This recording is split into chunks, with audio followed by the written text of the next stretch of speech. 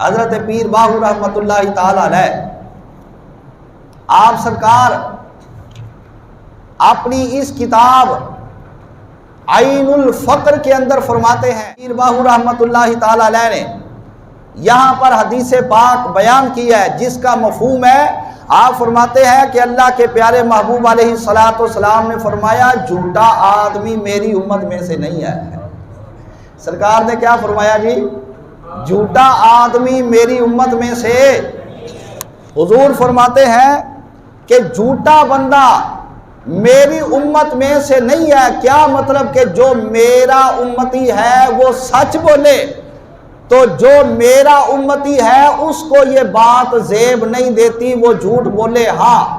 علماء کرام نے یہ بات ضرور بیان کی ہے، وہ فرماتے ہیں کہ 3 مواقع ایسے ہیں جہاں پر بندے کو جھوٹ بولنے کی اجازت ہے۔ پہلے نمبر پہ میدان جنگ کے اندر وہ اپنی جان بچانے کے لیے جھوٹ بول سکتا ہے، اس واسطے کہ فرمایا جو جنگ ہے یہ ایک دھوکے کا نام ہے۔ اور دوسرے نمبر پہ فرمایا کہ 2 مرد آپس میں مسلمان ناراض ہو جائیں، لڑائی جھگڑا ہو جائے، ان کے درمیان صلح کرانی پڑ جائے تو ایک دوسرے کے دل سے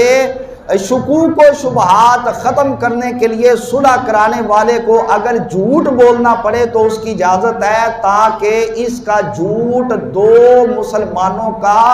آپس میں اختلاف ختم کر کے ان کو ایک جگہ پر جمع کر دے۔ اور تیسرے نمبر پہ فرمایا کہ جب میاں اور بیوی ناراض ہو جائے تو ان کی صلح کرانے کے لیے صلح کرانے والے کو جھوٹ کا سہارا لینا پڑے تو اس کے لیے جھوٹ بولنے کی اجازت رکھی گئی ہے۔